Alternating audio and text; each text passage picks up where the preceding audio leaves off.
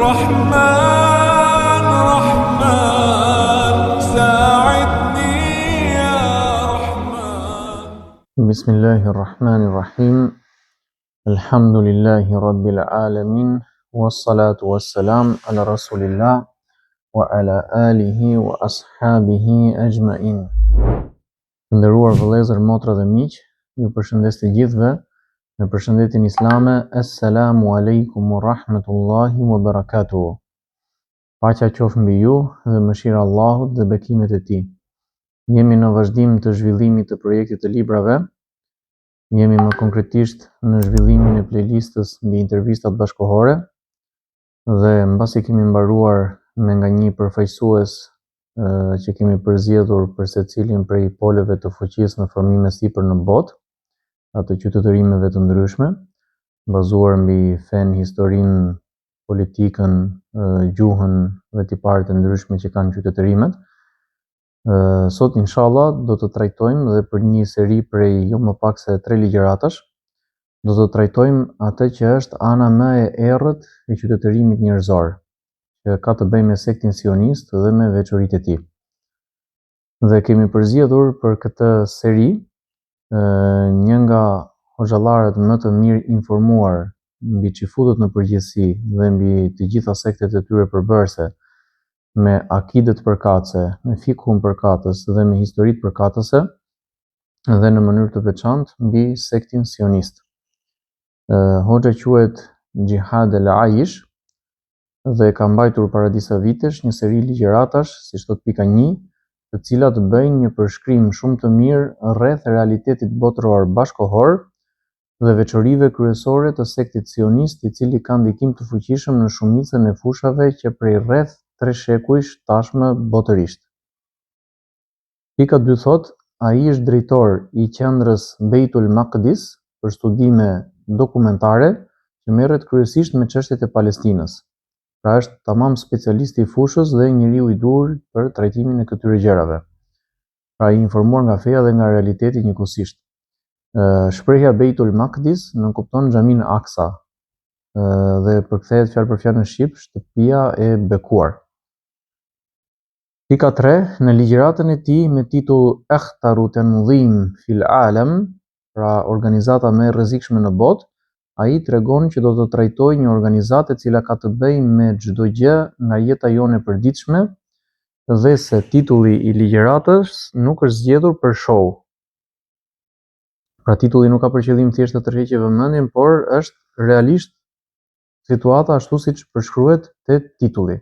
Përveç ligjëratës që ne po përkthejmë dhe po përmbledhim, Hoxha ka bërë edhe 2-3 ligjërata të tjera të ngjashme me këtë në tematik, njërën prej se cilave, e cila do t'jetë radhës për punën që ne po bëjmë, titullohet Akhtaru Ailetin fil Alem, që do thotë familja më e rrezikshme në botë, dhe nënkupton familjen Rothschild, themeluesit e këtij sekti, pra sektit të ashtu quajturve mendje ndritur qifut, të cilët faktikisht janë adhuruesit e shejtanit sot dhe ushtarët e tij të drejtë për drejtë.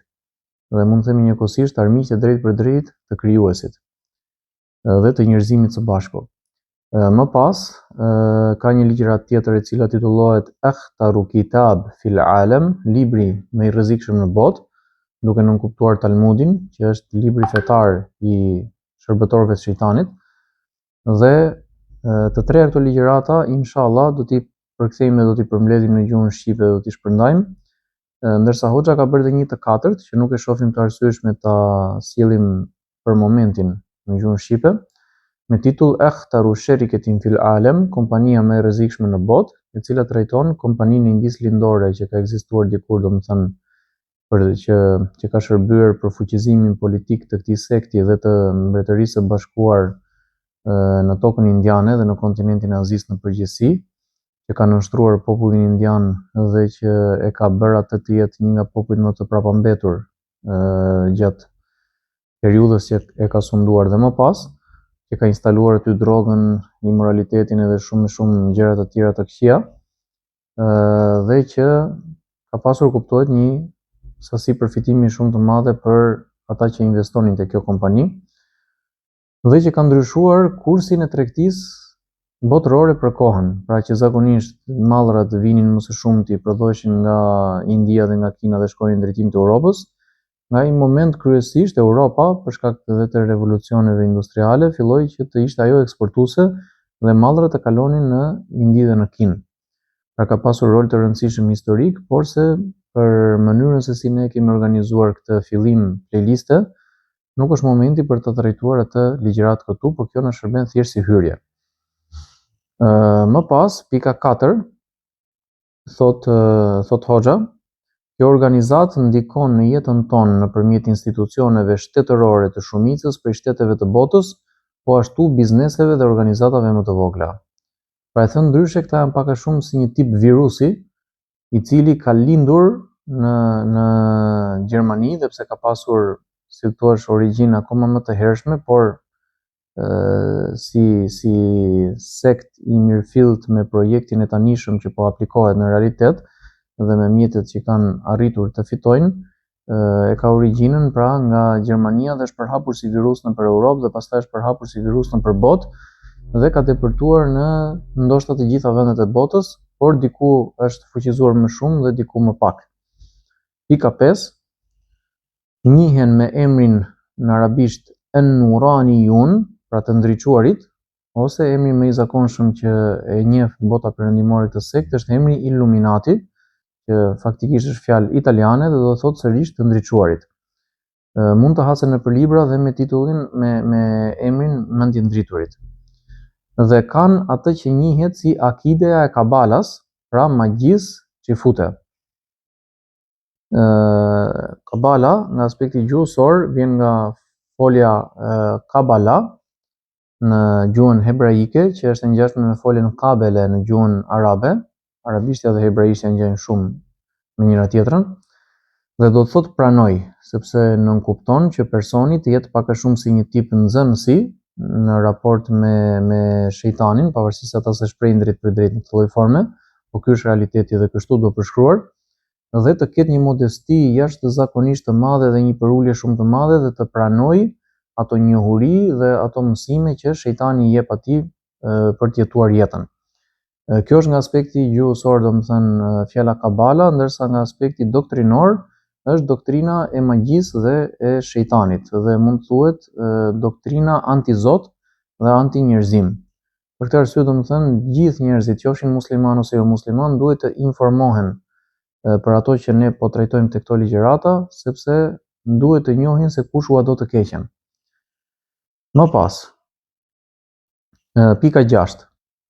Kjo si akide bën pjesë të degëzimet e sekteve çifute dhe më specifikisht çifut sufist, por dallimi mes sufistëve musliman dhe sufistëve të tyre është si lindja me Perëndimin.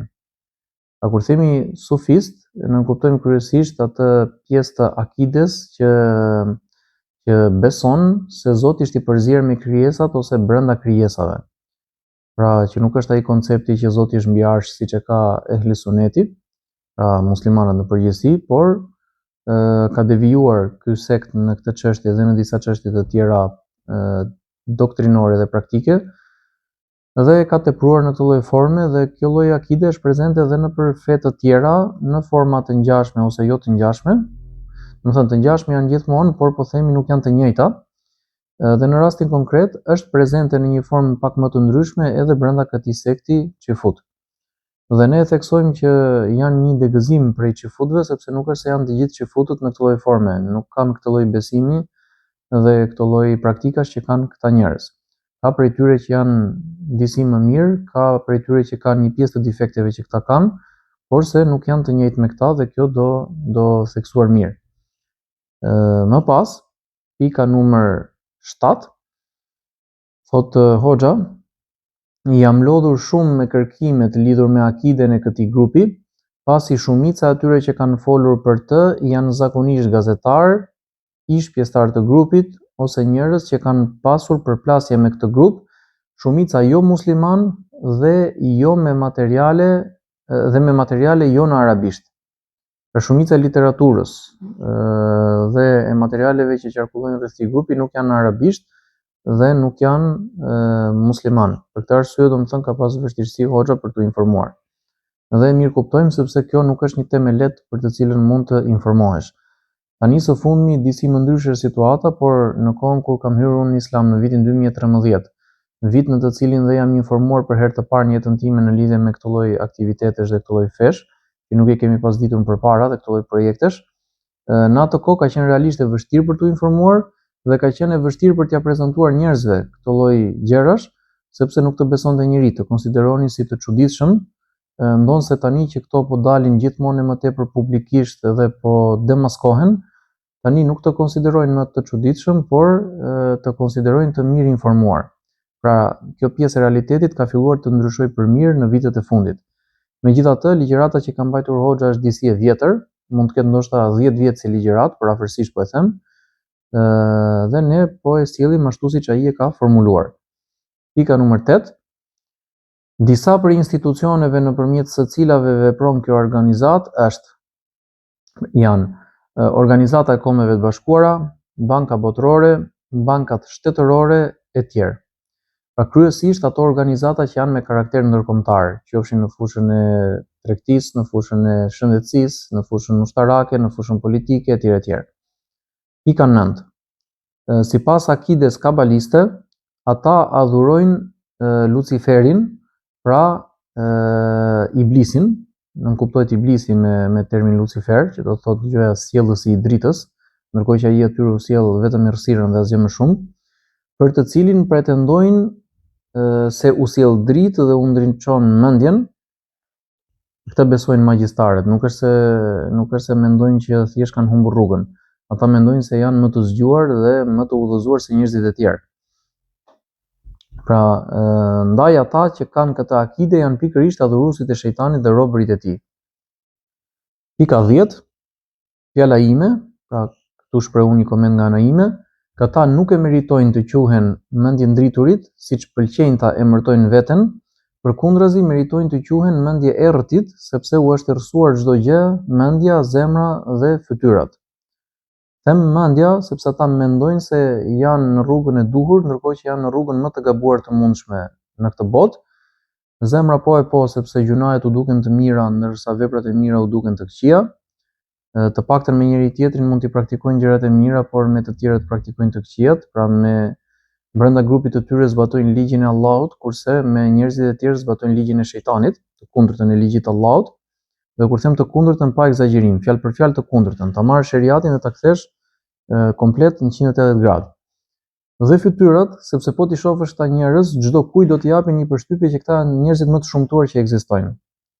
Domethënë, kam dëgjuar kush e di se sa njerëz të shprehen në këtë lloj forme, për njerëz që kanë këtë lloj bindje, edhe vetë të njëjtën përshtypje kam që sa i shikoni u urren direkt. Më pas. Pika 11. Ata janë armiq të atij që e quajnë Adonai dhe i referohen me këtë emër Allahut, pra krijuesit të universit dhe Zotit të gjithçkaje. Dhe normalisht po adhurove shejtanin do të jesh armik i Allahut, po adhurove Allahun do të jesh armik i shejtanit dhe nuk ka rrugë të mesme. Vetëm këto dy rrugë ekzistojnë në jetën e dynjas dhe në bazë të këtyre shpërblehet ose ndeshkohet personi në ditën e gjykimit. Më pas, pika 12. Ata besojnë që ka dy të adhuruar, njëri së mirës dhe njëri së keqes, dhe se ata kanë luftuar me njëri tjetrin dhe ka fituar Luciferi kundër Adonait, që do thotë Iblisi kundër Allahut. Tu themi Subhanallahi amma yushrikun, i përsosur është Allahu përtej asaj që ata i shoqërojnë, dhe ta'ala Allahu amma yaquluna uluwan kabira, dhe i lartësuar është Allahu mbi atë çfarë ata i atribuojnë atij me një lartësim të madh. Pra ata besojnë çmendurira për Zotin, e thënë ndryshe. Pika 13.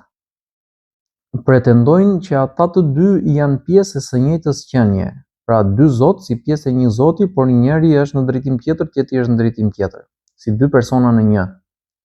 Mirë po janë ndarë që kur gaboi Ademi në qiell, dhe që atëherë janë ndarë në dy mbretëri, ajo e qiellit dhe ajo e tokës, dhe pretendojnë që Luciferi sundon tokën. Imagjinoni domethënë që si ja heqin vizën logjikës ta njerëz në çështjet e fesë. Ta mund të jenë super të saktë në çështjet e dynjas, mund të jenë ndoshta edhe më të zgjuar se ne, të paktën për djallëzira, por se janë budallënj në çështjet e fesë, pa egzagerim. Më pas, pika 14.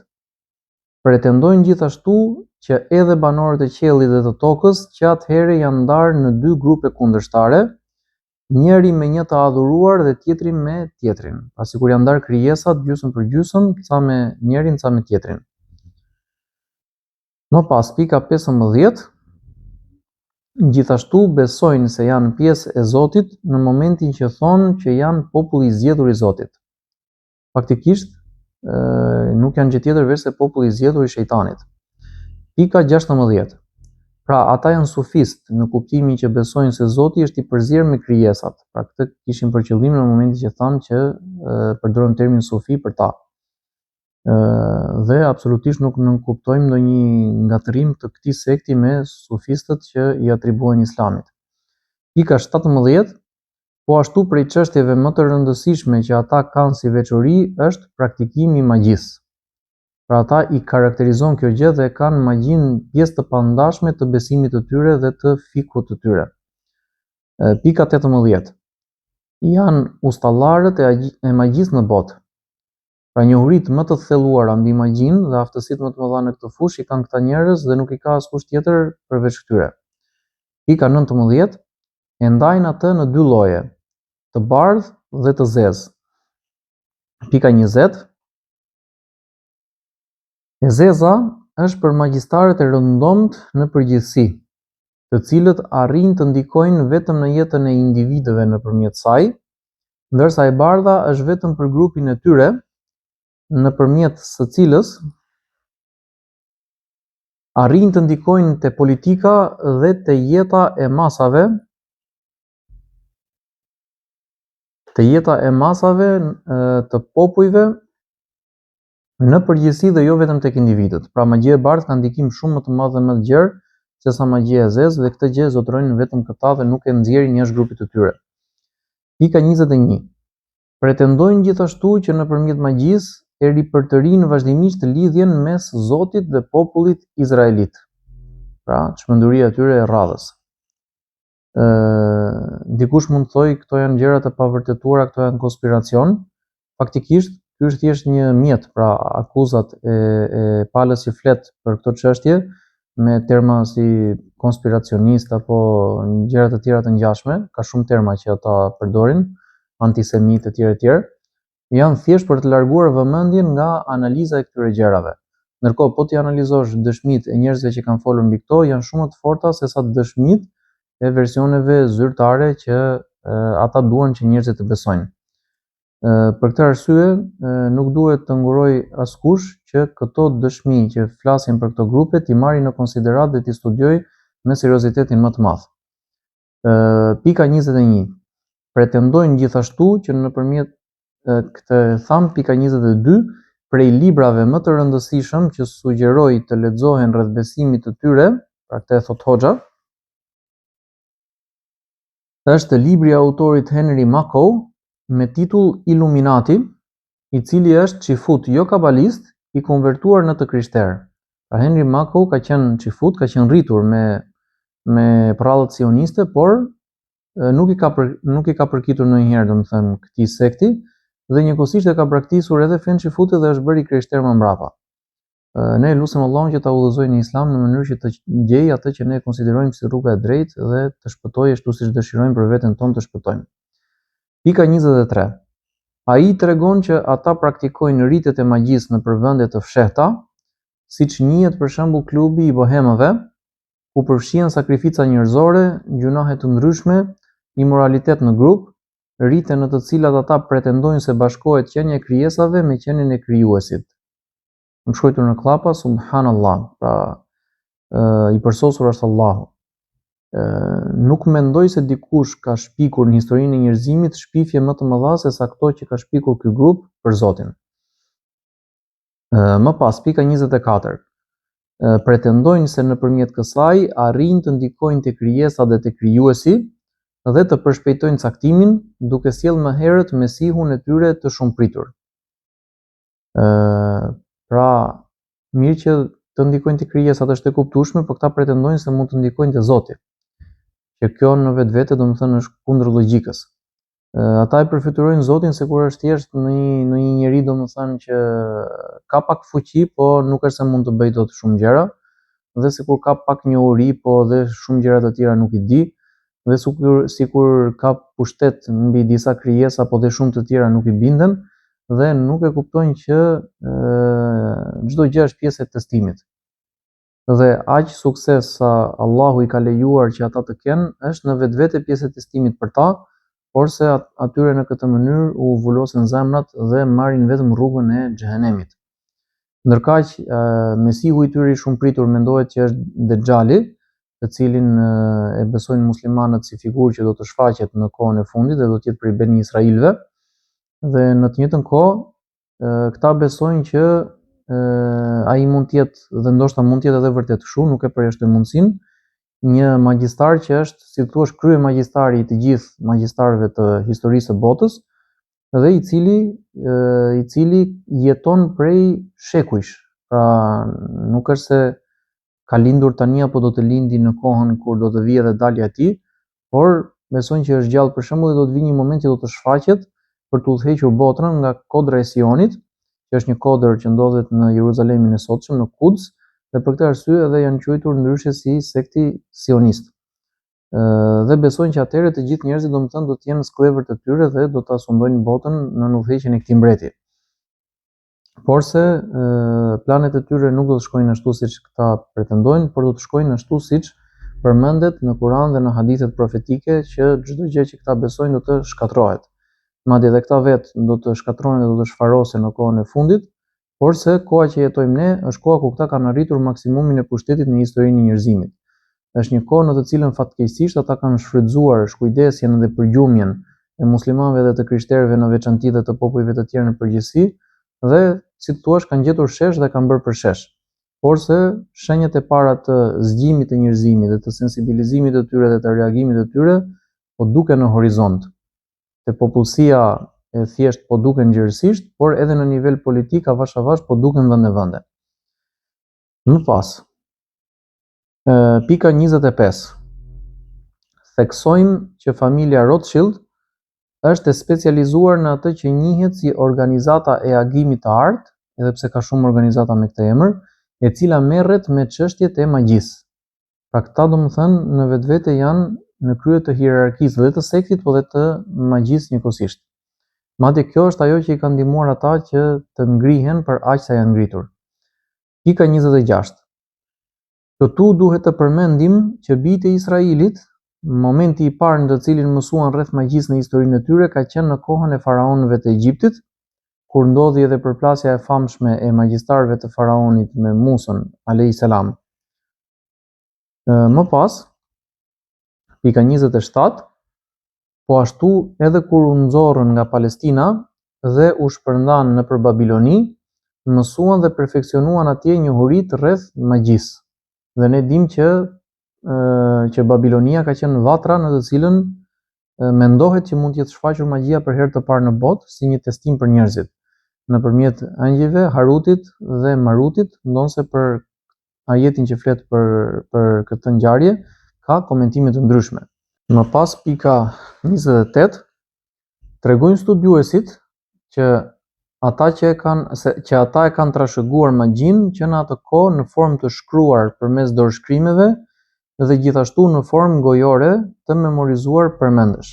Dhe faktikisht ka disa libra magjie që janë shumë të famshëm dhe që janë përhapur nëpër botë dhe që qarkullojnë edhe në formë falas në PDF nëpër internet, të cilat u kanë bërë shumë dëm edhe njerëzve të thjeshtë që i kanë lexuar për kuriozitet, duke mos e ditur domethënë se çfarë janë ato. Allahu na ruaj dhe i ruaj njerëzit domethënë prej këtyre gjërave të rrezikshme. Më pas, pika 29, më pas gjithë këtë veprimtari ata ja atribuonin Sulejmanit alayhis salam, të cilin e pastroi Allahu nga kjo shpifje në surën Al-Baqara. Pra sura Al-Baqara është kapitulli më i gjatë i Kuranit, dhe në faqen e 15 ose të 16 të saj përmendet ky fragment në të cilin tregohet që ndërkohë që Sulejmani alayhis salam ka pasur pushtetin më të madh që ka pasur ndonjë njeri në historinë e njerëzimit, e ka pas këtë gjë në formë mrekullie dhe Allahu ja kishte nënshtruar atij njerëzit, xhindët, kafshët dhe dukuritë natyrore. pra ka pas një pushtet shumë të madh, ndonse jo të pakufizuar. Dhe mbas vdekjes së tij filluan shpifje nga pala e këtyre lloj më saktë, jo këtyre konkretisht, si thuhet prej paraardhësve të largët të këtyre, të cilët pretenduan që Sulejmani e kishte arritur atë që kishte arritur nëpërmjet magjisë. Dhe që këta domethënë do të përpiqeshin të bënin diçka të ngjashme dhe ta sundonin botën nëpërmjet magjisë. Dhe shpifën për Sulejmanin dhe Allahu ndërkohë u ktheu atyre kundërpërgjigje. Pikërisht në ajetin ku Allahu thotë: "Wattaba'u ma tatlu ash-shayatinu 'ala mulki Sulejman, wa ma kafara Sulejmanu walakinna ash-shayatina kafaru yu'allimuna an-nasa as-sihr." Pra, dhe ata ndoqën, flet për çifutët në ajetet e mëparshme dhe vazhdon të flasë për ta edhe në këtë ajet, thotë dhe ata ndoqën atë çfarë shpifnin shejtanët, pra xhindët, për kundër mbretërisë së Sulejmanit. Por Sulejmani nuk mohoi, ndërkohë që shejtanët mohuan dhe ata I mësonin njerëzve magjinë. Dhe më pas vazhdon ajeti: "Wa ma unzila 'ala al-malakaini bi Babila Harut wa Marut", dhe atë çfarë u zbriti dy engjëjve në Babiloni, Harutit dhe Marutit. "Wa ma yu'allimani min ahadin hatta yaqula innama nahnu fitnatun fala takfur", por ata nuk jam mësonin atë lloj njohurie askujt, përveç se pasi I thoshin atij që me të vërtetë ne jemi sprov, ndaj mos moho. Pra nëse përvetson këtë njohuri ne ta japim, sepse jemi të urdhëruar që ta bëjmë të gjë në formë testimi, por po e bëre, s'ke pjesë në botën tjetër, je I shkatruar. Kështu që më mirë jepi përparësi botës tjetër dhe mos I jep përparësi kësaj bote, dhe pse në këtë botë kjo gjë të favorizon përkohësisht dhe pjesërisht. Më pas vazhdon ajeti: "Fayata'allamuna minhuma ma yufarriquna bihi bayna al-mar'i wa zawji", dhe ata mësonin prej atyre të dyve, do të thënë njerëzit, mësonin prej këtyre dy engjëjve, atë nëpërmjet së cilës ndanin burrin nga gruaja. Që do të thotë që ndikonte veprimtaria e tyre nëpërmjet ndërhyrjes së xhinëve në forma të ndryshme, ndikonte tek jeta e njerëzve. Qoftë tek logjika e tyre, te sjelljet e tyre, te humori I tyre, te shëndeti I tyre, te mirëqenia e tyre, te pasuria e tyre, në shumë gjëra të ndryshme, dhe jepte ndikim real edhe pse nga larg, edhe pse njeriu I ndikuar mund mos ta shikonte që çfarë po I ndodhte atij në realitet. Më pas vazhdon ajeti: "Wa ma hum bidarrin bihi min ahadin illa bi idhnillah." Dhe kjo është pjesa ime e preferuar e këtij ajeti dhe njëkohësisht për mua ky është një nga ajetet më të bukura dhe më të dashur prej gjithë Kuranit. Allahu thotë: "Por ata nuk mund t'i bënin askujt dëm nëpërmjet kësaj përveç se me lejen e Allahut." Pra, edhe kur një njeri dëmtohet nga magjia apo nga ndonjë dëm tjetër, kjo nuk është gjë tjetër veç se pjesë e caktimit. Do të thotë që Allahu ka dashur që personit I ndodhi një sprov, atëherë kur do Allahu ja jep sprovën, atëherë kur do ja vështirëson, atëherë kur do ja lehtëson dhe atëherë kur do ja heq fare. Pra, edhe sikur të mblidhen gjithë magjistarët e botës dhe të gjithë njerëzit dashakeq në botë për t'i bërë dëm një personi, nuk kanë çfarë t'i bëjnë dëm nëse Allahu nuk I jep leje. Dhe nëse I jep leje, mund t'i bëjnë dëm vetëm aq sa Allahu I jep leje. Ky është besimi I palëkundur I muslimanëve dhe ky lloj ajeti dhe ky lloj fragmenti I ajetit duhet t'i japi shpresë të gjithë njerëzve që kanë probleme të kësaj natyre, dhe po I vëm një theks të veçantë kësaj gjëje sepse në kohën tonë kjo është përhapur si dukuri jashtëmase. Janë bërë magjistarët pothuajse si rrjet I krimit organizuar, siç ka shpërndarës droge nëpër çdo lagje dhe nëpër çdo fshat, ashtu ka dhe magjistar nëpër çdo lagje dhe nëpër çdo fshat, ndërkohë që ustallarët janë këta që po flasin. Ndërsa ky ajet tregon origjinën e hershme të magjisë, sipas Ibn Kathirit dhe sipas disa dietarëve të tjerë të lëndës së tefsirit, dhe ajeti vazhdon: "Wa yata'allamuna ma yadurruhum wa la yanfa'uhum", dhe ata mësonin atë që u bënte atyre dëm dhe jo që u bënte atyre dobi, dhe pse mendonin se po u bënte dobi siç mendojnë këta sot. Wa laqad alimu liman ishtarahu ma lahu fil akhirati min khalaq. Dhe ata me të vërtetë dinin që kush e përvetson këtë nuk ka pjesë në botën tjetër. Po thjesht ecin me shpresa të kota, gënjejnë veten. Mendojnë domethënë që do shpëtojnë dhe pse e kanë një ndjesi në vetvete që nuk shpëtojnë dot.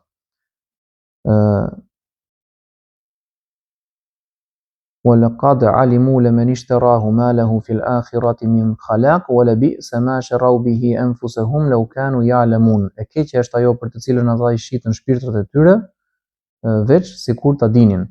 ولو أنهم آمنوا واتقوا لمثوبة من عند الله خير لو كانوا يعلمون.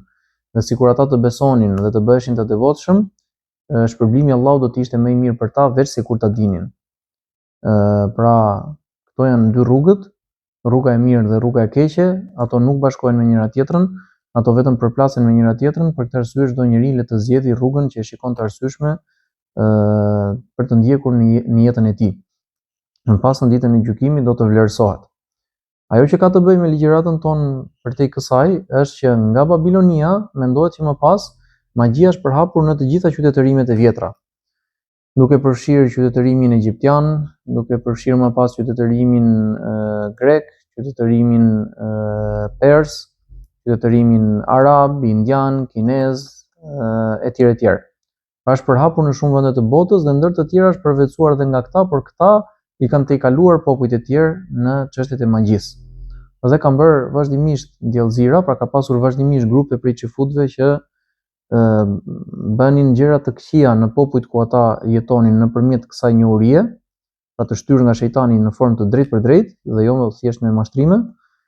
Dhe kur popujt e zbulonin se çfarë ndodhte, ata merrnin masa dhe e largonin të keqen nga vetja e tyre. Dhe për këtë arsye domethënë dhe janë përzënë shumë herë nëpër historinë e tyre. Kjo nuk ka pas të bëjë me ndonjë genocid apo as me urrëtie racore apo urrëtie fetare apo gjëra të kësaj natyre, edhe pse në momente të caktuara ka pasur dhe elemente të tilla, por më shumë mund të themi që ka pas të bëjë me sekte të kësaj natyre, të cilët kanë merituar realisht që të largohen dhe të mos përzihen me asnjë lloj shoqërie.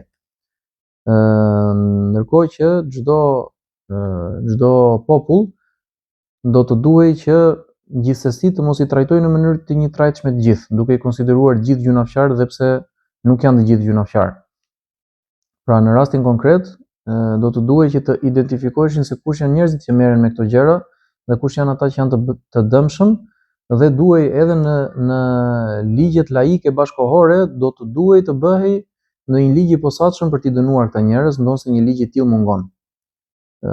Pra çdo lloj populli, qoftë musliman apo jo musliman, për mendimin tim do të ishte sugjerueshme dhe shumë e këshillueshme që ta bënte një ligj të tillë, domethënë pjesë të kushtetutës dhe nëse se ka. Dhe kjo veprimtari domethënë të ndëshkojë dhe në disa vende ndëshkohet tashmë. Më pas.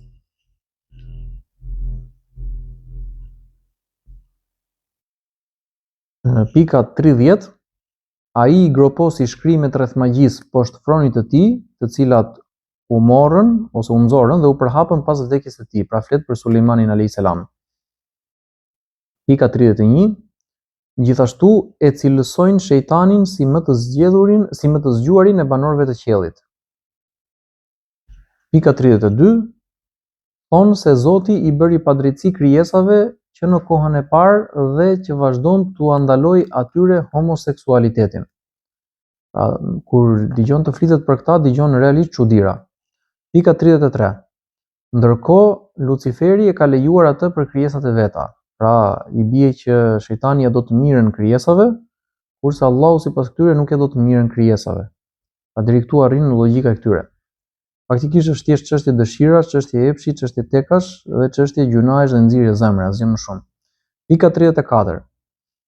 Ata janë degë xifutëve dhe bazohen mbi Teurat, por me tefsire ose me shpjegime të veçanta dhe kanë si referencë një libër që quhet Zohar, pra drita, kjo është nga persishtja lash nëse s'gabojmë, ndaj pretendojnë se janë mbartësit e dritës dhe e kanë shkruar këtë libër djallëzor në vitet 1280-1285. Kanë edhe libra të tjerë referencë që po ashtu janë shumë djallëzor dhe po të lexosh sadopak prej shkrimeve të këtyre do habitesh që si mundet të ekzistojë një gjë kaq e keqe në botë edhe njerëzit nuk e dinë. Habiten njerëzit kur marrin vesh nivelin e së keqes që është prezente te këta dhe nuk u besohet, u duket si e pamundur, ndërkohë që këta kanë një kohë shumë të gjatë që janë të zhytur në këtë lloj të keqe. Pika 35. Ata që japin të dhëna rreth këtij libri tregojnë se në të janë bashkuar njohuri rreth Zotit, magjisë dhe imoralitetit. Pra vetëm gjunahe. Pika 36. Prej familjes Rothschild ka qenë Nathan i Britanisë, ai I cili njihej si profeti I paras, ndërsa anëtarët e tjerë, vëllezërit e tij njiheshin si profetët e politikës, I cili u shoqërua, këta janë vetëm profetët e shejtanit, se vetëm profet nuk janë, I cili u shoqërua për një periudhë disa vjeçare me një ish prift të krishterë, Adam Weishaupt, ndoshta ja shqiptojmë gabim emrin, për shkak se është një gjuhë të huaj, ndoshta në gjermanisht, nuk jam I sigurt, I cili e braktisi fenë e vjetër dhe ju bashkua adhurimit të shejtanit dhe kështu së bashku prodhuan projektin e mirëfillt të hartuar plotësisht të organizatës për botën. Pika 37, që në atë kohë ky projekt vetëm është ripërtërir vazhdimisht për t'u përshtatur me situata dhe rrethana të reja në botë. Pika 38, se normalisht bota zhvillohet edhe ka elemente që ndryshojnë dhe ata e përshtasin me realitetin her pas here. Ndërkohë që muslimanët duhet të kenë një kundër projekt në raport me këtë gjë dhe normalisht edhe ata duhet ta përshtasin në raport me realitetin. Pika 38. Në vitet 1770, ai formoi vëllazërinë Çifute të ashtu quajturve mendjendritur, në të cilën mblodhi 13 përfaqësues të potencialeve më të mëdha Çifute të kohës, u prezantoi idetë e veta dhe në këtë kohë mendohet që u miratuan protokollet e pleqjve të Sionit, I cili është një libër tjetër djellëzor që nuk duhet ta lëri asnjë studiues pa lexuar, sepse të bën që të kuptosh shumë gjëra nga realiteti bashkëkohor. Pika 39, më pas arritën ta instalonin idenë e tyre brenda masonerisë dhe llozhave ekzistuese dhe të merrnin pozicion drejtues në të. A mund të themi që masoneria sot drejtohet nga këta njerëz. Pra pika 40, një mason I njohur, John Robinson, deklaron që këta mendjendriturit pushtuan masonerinë amerikane në vitin 1798, pra diçka më mbrapa në raport me ata europiane. Pika 41, ka deklaruar kolegu I Nathan, Adami, që do ta shkatronte dhe nënshtronte Vatikanin dhe është realizuar kjo gjë tashmë që prej kohës së luftës së dytë botërore, madje tashmë Vatikani ecën sipas projektit të këtyre. Faktikisht, na vjen keq në rast se ka njerëz prej të krishterëve katolik të cilët nuk e kanë vëritur këtë lloj dukurie dhe shpresojmë që ta vënë re sa më shpejt në mënyrë që të reagojnë dhe ta pastrojnë domethënë qytetërimin e tyre nga këtë lloj dukurish, por se për çdo që ka sy dhe mendje të zakonshme për të parë realitetin, e shikon që Vatikani nuk ecën në linjën e Biblës, por ecën në linjën e këtyre. Më pas, ashtu siç ka, se këtu nuk është se duhet t'i ngeli qefi njeriu, dhe në botën islame ka sekte dhe ka hoxhallar të cilët ecin në projektin e këtyre, por zakonisht janë të identifikuar dhe të braktisur nga ata të cilët duan të vërtetën dhe nuk duan mashtrimin. Pika 42. Dikur krishtërimi ndalonte shumë gjëra dhe I konsideronte Çifutët në përgjithësi si vrasës të Mesihut, ndërsa tani ka filluar të praktikohen martesat homoseksuale në Kish, dhe kjo është një tragjedi e vërtet. Ndoshta vjen dita që kanë për ta bërë edhe në xhami një gjë të tillë, se normalisht agjenturat e tyre punojnë fuqishëm, por se bota islame I refuzon këtë lloj budalliqesh me shumë këmbgulje, domethënë, dhe në mënyrë të prerë. Pika 43. Më pas, gradualisht, ata kanë investuar te komunizmi dhe kapitalizmi për t'i kontrolluar të dyja. Pra, ideologjit laike nuk janë gjë tjetër veç se vegël e këtyre, po thjesht vegla ku njëra kalon në një ekstrem, tjetra kalon në ekstremin tjetër, ama ka të njëjtën komand. Pika 44, që do thotë të njëjtat objektiva dhe të njëjtë ecën me të njëjtin projekt, pavarësisht se me mënyra të ndryshme veprimi. Pika 44. Po ashtu Theodor Herzl, që njihet më së shumti si themeluesi I sionizmit, por ai është I fundit I ideologëve publik sionist dhe jo I pari. Njihet si I pari, por faktikisht nuk është I pari, është I fundit. I fundit I njohur. Pika 45. Madje Herzl është financuar nga mendjendriturit dhe ata I kanë bërë presion për të hequr dorë nga disa prej elementeve judaike në projektin e tij, gjë për të cilën ai kishte pak kënaqësi dhe e ka shprehur këtë nëpër letrat ndaj miqve të tij të ruajtura deri më sot nëpër muzeumet britanike. Pra gjëra të mirë dokumentuara. Pika 46. Arrin çështja deri aty saqë ka njerëz që janë të mendimit që ata e kanë vrarë Herzelin në moshën e tij të re, siç dihet që ka vdekur. Kjo nuk është e konfirmuar zyrtarisht, po është shumë e mundshme.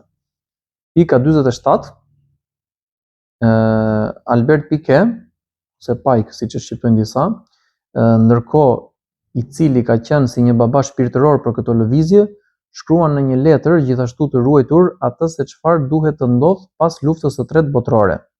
Faktikisht me atë që kemi dëgjuar, ky ka qenë një komunikim ndërmjet tij dhe ndërmjet Giuseppe Mazzinit, dhe ai ka deklaruar që do të zhvilloheshin 3 luftra, në të cilën tek e para do të rrëzoheshin shtetet fetare dhe do të hapej rruga për vazhdimin e hapave të tjera të projektit, duke kontrolluar botën nga Izraeli i ardhshëm. Ndërsa tek lufta e dytë do të duhej të rrëzoheshin shtetet kombe, që ishin thjesht një mjet i përkohshëm për çarje për vendet fetare, vendet muslimane dhe të krishtera, dhe ato të zëvendësoheshin më pas me globalizmin, pra me një qeveri të unifikuar botërore të sapo themeluar me institucionet përkatëse, por që qendrën kuptohet do ta kishte në Jeruzalem dhe prandaj edhe u themelua Izraeli. Pra produkti i luftës së dytë botërore ka qenë themelimi i Izraelit. Në të parën është përgatitur terreni, në të dytën është themeluar dhe në të tretën supozohet që të nënshtrohet gjithë bota dhe të vazhdohet me realizimin e plot të një diktature që bota nuk e ka parë ndonjëherë, super teknologjike dhe jashtëzakonisht të dhunshme dhe të ashpër dhe të pamëshirshme. Unë personalisht mendoj që projekti i tyre ka ecur shumë mirë deri në një farë pike, por mendoj që në këto vitet e fundit, nga 2020 e tuti ndoshta dhe diçka më përpara, mendoj që ka filluar që të mos i u shkojnë gjërat ashtu siç ata i dëshirojnë dhe që po ka disa shkëndija mirësie në botë të cilat i bëjnë rezistencë këtij projekti dhe mendoj që këta janë në rënje.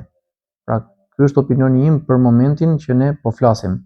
Mendoj që ky sekt është në rënje dhe nuk është më në ngritje siç ka qenë. Më pas, pika 48, aty përmend se ne të mendje ndriturit do të investojmë që të realizohen kryengritje të ashpra nga ana e ateistëve, që janë vegle këtyre, dhe materialistëve absolut, që janë prapë vegle këtyre, kundër popujve të botës me terrorin, ashpërsinë dhe agresivitetin më të madh. Pika 49, kjo do të thënë mbas luftës së tretë botërore.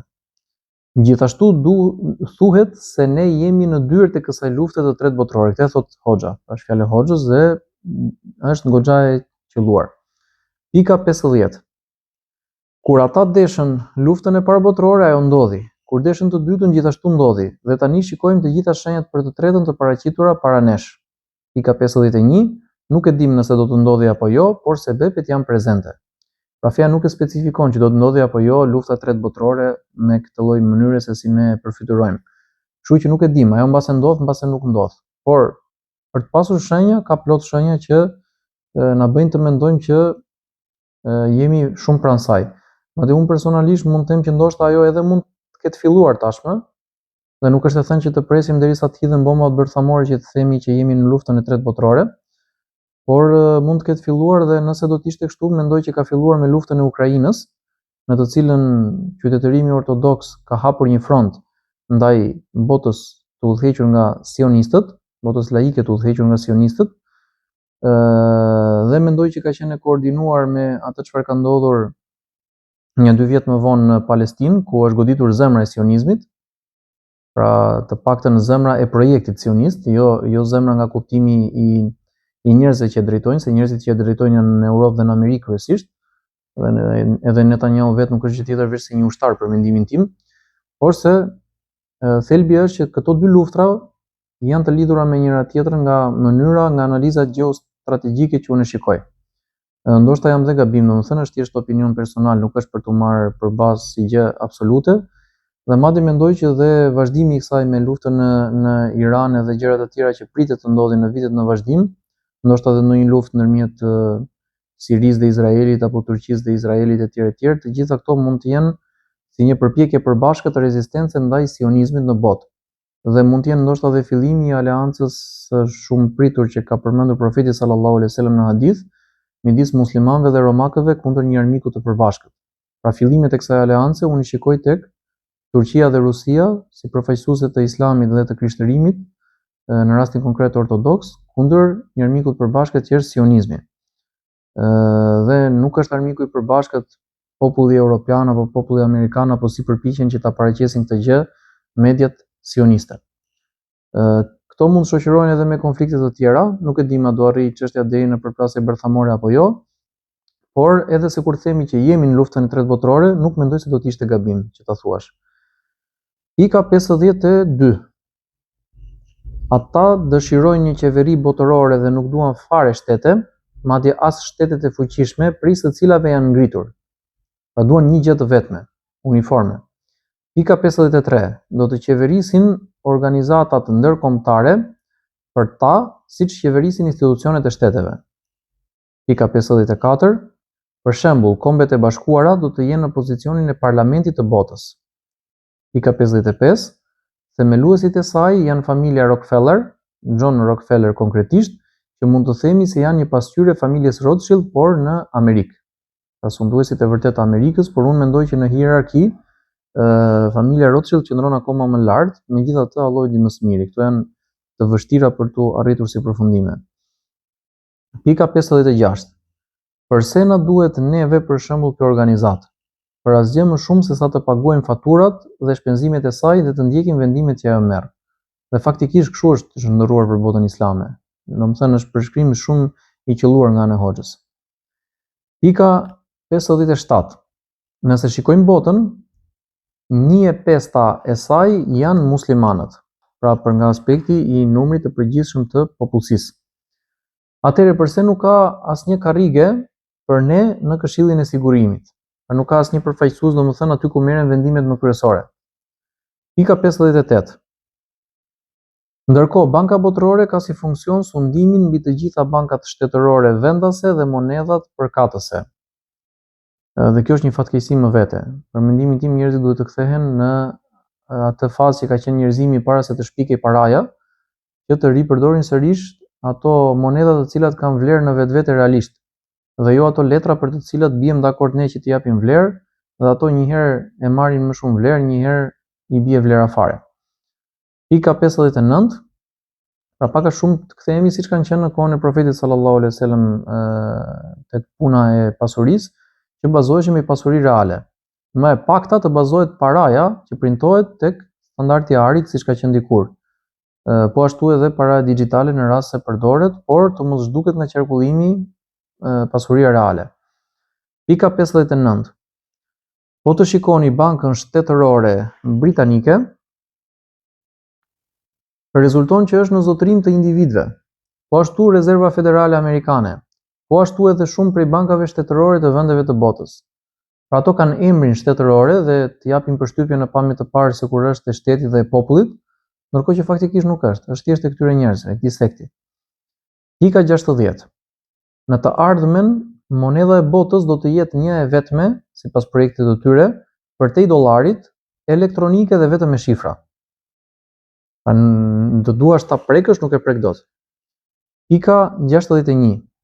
Të vjen për shembull një SMS në telefon në atë kohë ku të njofton që ti, për shembull filan Ebu Umer nga Xhibuti, ka marrë si shembull Hoxha, je i kërkuar nga gjykata amerikane për $2000 që ke dërguar në Gaza.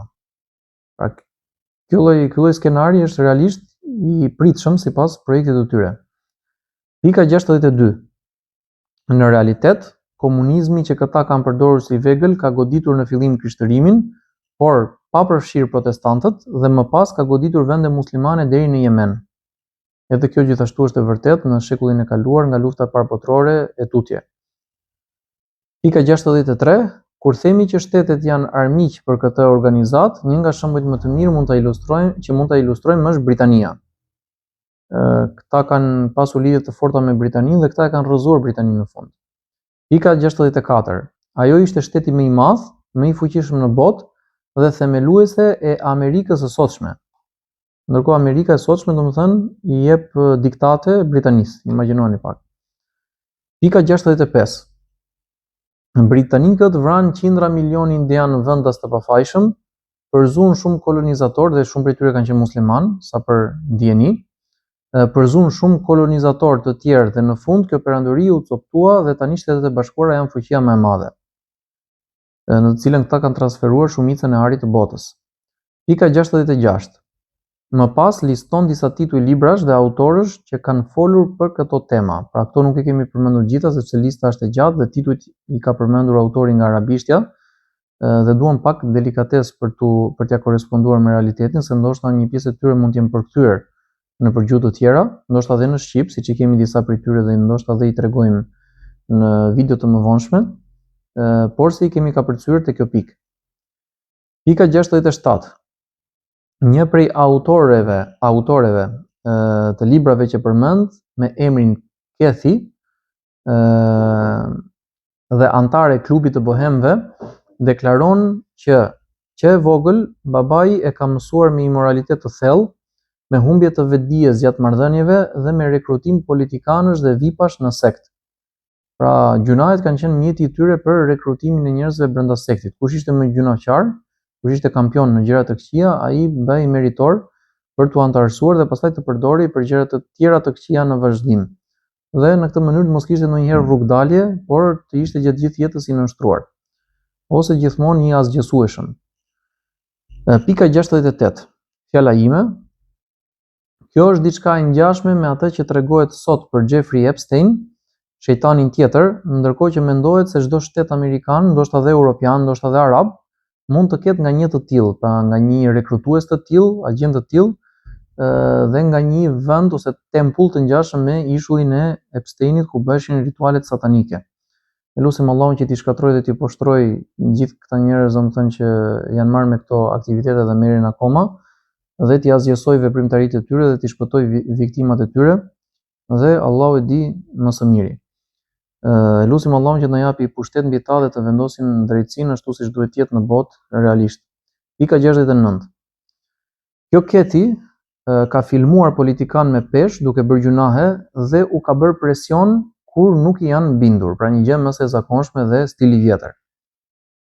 Pika 70. Kështu vazhdon historia, duke pasur her pas here zhvillime të reja si pjesë e projektit. Pika 71.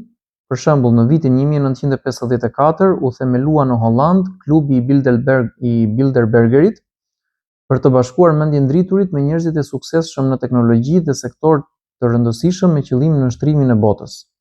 Këta her pas here kanë formuar grupe të tjera ose organizata më të vogla me objektiva më të vegjël, por që në vetvete janë pjesë e projektit të tyre më të madh. Dhe ndonjëherë ata që janë më poshtë, jo ndonjëherë, por gjithmonë ata që janë më poshtë në hierarki nuk i dinë të gjitha detajet e asaj që dinë ata që janë më sipër në hierarkinë e grupit. E vetmja mënyrë domethënë të kuptojnë disa gjëra me intuit, siç përpiqemi ne që lexojmë dhe dëgjojmë sa më shumë materiale dhe pastaj shikojmë nëse arrim të gjejmë dot një përfundim të besueshëm. Pika 72. Një nga figurat më të rëndësishme në këtë aktivitet është David Rockefeller. Por ai Johnny që ka pas marrë pjesë tek themelimi i Kombeve të Bashkuara është tjetër dhe ky është tjetër. Pika 73, edhe ky është pak i moshëm për momentin, nuk e di nëse rron akoma. Pika 73, prej këshilltarëve në këtë është Henry Kissinger, i cili ka ndruar jetë gjatë tufanit të Aksas, në të njëjtën kohë që ka ndruar jetë edhe Jacob Rothschild. Allahu qoftë i drejtë me ta. Pika 74, thot Hoxha, se cili prej këtyre është gati 100 vjeç sot. Pra nuk e di për këtë David Rockefeller arron më apo jo, kurse këta të tjerët vlen kjo që thot. Kjo që thot Hoxha. Pika 75. Fjala ime, disa dietar janë të mendimit që figura të tilla kanë jetuar deri tani që Allahu t'u tregojë atyre fillimin e shkatërimit të projektit të tyre përmes tufanit Aksa. Pra tufani Aksa është një pikë kthese për historinë e njerëzimit. Dhe ata kanë rrojtur deri tani dhe kanë ndruar jetë gjatë tufanit, pikërisht për të parë që projekti i tyre për cilin janë lodhur gjithë jetën ka filluar të marrë për poshtë dhe për t'u shkatruar dhe për t'u asgjësuar. Edhe pse nuk e kam parë shkatrimin e plot dhe shpresojmë që ne ta shohim atë shkatrim të plot, inshallah. Dhe kjo është e ngjashme me atë që Allahu përmend në Kur'an për xhifutët që shpenzonin pasuri për gjëra negative dhe për të stimuluar gjunahe, siç bëjnë dhe këta sot që ne po i shikojmë edhe që po flasim për ta, ku në vazhdim të atij ajeti për pasurinë thot fesayunfiqunaha thumma takunu alehim hasra. Ata do ta shpenzojnë atë pasuri, do lodhen, do bëjnë gjithë ato hapa në projektet e tyre, pastaj ajo do të kthehet në dëshpërim për ta. Pra dëshpërim në këtë botë në momentin që shikojnë shkatrimin e projektit, ndoshta edhe ndëshkime të tjera që mund t'i japi njerëzimi dhe dëshpërim në botën tjetër përjetësisht në xhenemin e thellë. Më pas pika 76, këto idet e qeverisë botërore me një fe të vetme predikohen në 3 shkolla të rëndësishme për sektin në Gjermani, Greqi dhe Skoci, ndoshta mund të ketë të tjera. Pika 77 përmend më pas një seri antarësh të këtij klubi, kundër të tjera është për shembull pronari i kompanive të sigurimit, këshilltari i presidentit amerikan, ku për të punojnë qeveritë dhe tek ai shkojnë në mënyrë të detyrueshme me ligj një përqindje e madhe e pagesave të sigurimit të makinave, pronave, shëndetit e tjerë në botë. Pra imagjino, domethënë, edhe ligjet që bëhen nga shtetet tona që supozohet jenë në favor të popullit, në fakt janë në favor vetëm të disa individëve që s'kan lidhje fare me popullin. Kështu që ky realitet ka nevojë për një restart, për një format, më falni, dhe një riinstalim të Windowsit me themel nga e para. Ka nevojë për ndryshime shumë rrënjësore, në mënyrë që gjërat të kthehen në normalitet siç kanë qenë më përpara ose më mirë nga ç'kanë qenë. Më pas, pika 78, pra unë mendoj që kjo është periudha më e errët e historisë e njerëzimit, kjo në të cilën kemi jetuar së fundmi, që ka jetuar bota. Pavarësisht zhvillimit të madh teknologjik dhe shkencor, se shumica e këtij zhvillimi është përdorur për keq. Ka ardhur koha që kjo duhet përdoret për mirë tashmë kundër këtij sekti. Pika 78, pothuajse të gjitha kompanitë gjithashtu që kanë degë në çdo kontinent të botës janë pjesë e kësaj lëvizje. Pika 79, pra këto pika do t'i kalojmë pak me shpejtësi, duke qenë se janë të një rëndësie më të vogël në krahasim me thelbin që e trajtuam deri tani. Pothuajse gjithashtu kjo qeveri botërore duhet të ketë edhe një ushtri të vetme të saj, e cila është NATO aktualisht.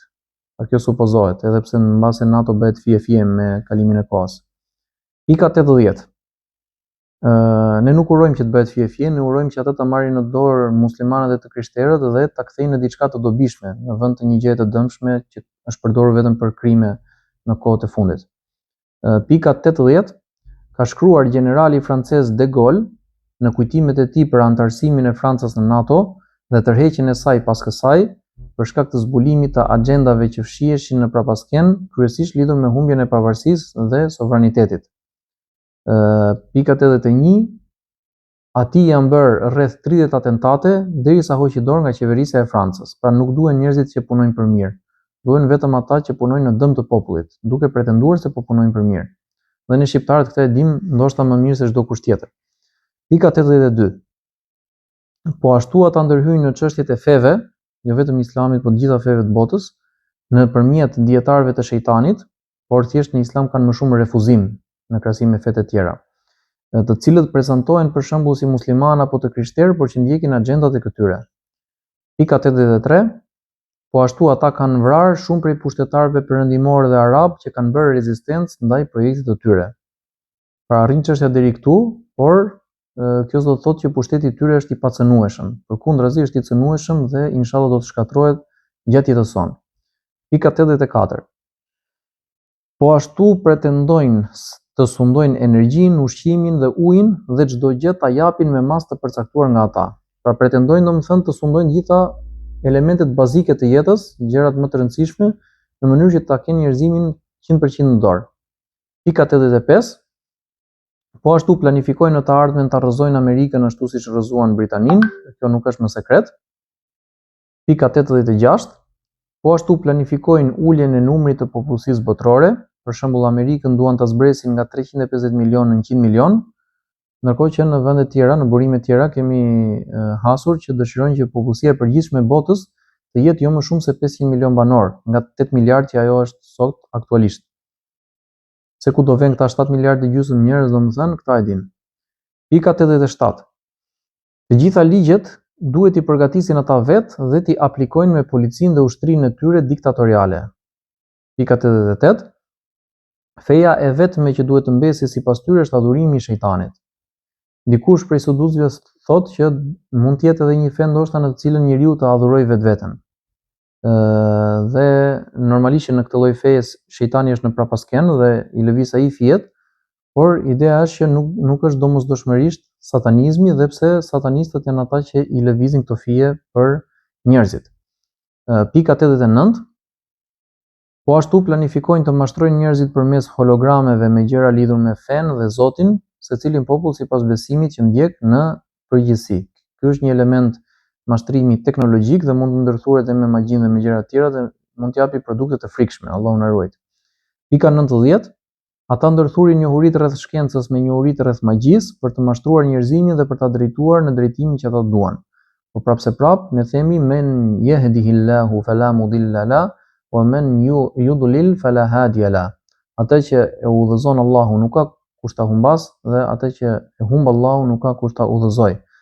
Kështu që sado që të përpiqen ata nuk bëjnë dot asgjë më shumë përveç asaj që Allahu ka përcaktuar për njerëzit dhe Allahu e ka në dorë përfundimin.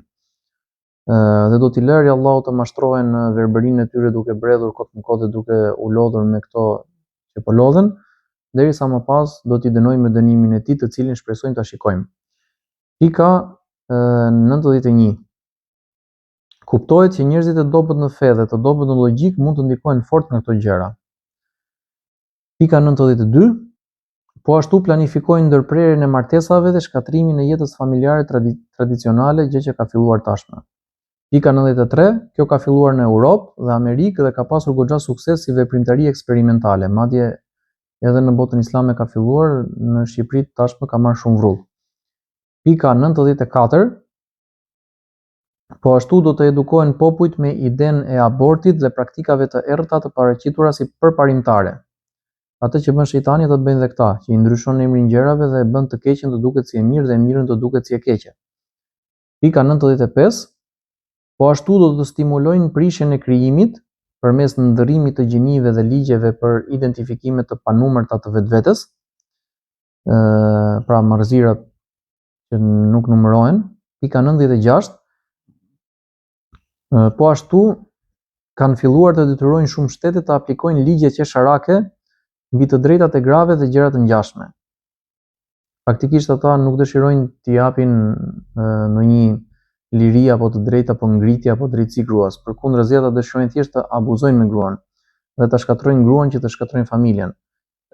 Dhe këto gjëra që paraqiten se kur po i bëjnë nder grave, në fakt po i bëjnë dëm njerëzimit, jo vetëm grave. Pika 97. Po ashtu do ta stimulojnë përdorimin e drograve deri në atë grad sa që do të bëhet i detyrueshëm brenda ushqimit. Dhe ne shikojmë që droga është bërë gjëja më e zakonshme në realitetin tonë, jo vetëm në Shqipëri, por edhe më gjerë. Pika 98. Po ashtu që nga mosha 20 vjeç do të bëhet i detyrueshëm immoraliteti. Dhe faktikisht ai është bërë i lejuar gradualisht, mund të themi që është bërë dhe i pëlqyeshëm sipas normave të këtyre, sepse e tallin një person që nuk ka bërë ndonjëherë immoralitet apo që nuk është i prirur drejt immoralitetit, do të thënë në këtë lloj drejtimi nxisin shoqërinë, por mund vi dhe momenti që do jetë i detyrueshëm me ligj që o do e bësh o s'ka, do të thënë mund të ndeshkosh nëse s'e bën. Pika dhe mund të shfaqen lloj justifikimi për këtë gjë, siç kanë shfaqur justifikime të pakuptimta për shumë gjëra tjera. Pika 99. Po ashtu ekziston një organizatë e tyre që quhet Klubi i Romës, themeluar në vitin 1968, që të merret me çështjet e lindjes së mesme dhe Europës specifikisht, pra diçka rajonale. Pika 100. Edhe ky klub ka pasur arritjet e veta dhe si ky ka edhe shumë organizata të tjera më të vogla, të cilat në thelb i shërbejnë të njëjtit projekt, të udhëhequr nga të njëjtit njerëz. Pika 101. Ka gjithashtu institute që punojnë posaçërisht për shpikjen dhe stimulimin e mashtrimeve kundër figurave ose popujve që ata vënë në shenjestër, siç e rasti me Saddam Husseinin, Gaddafin, me Palestinën e tjerë.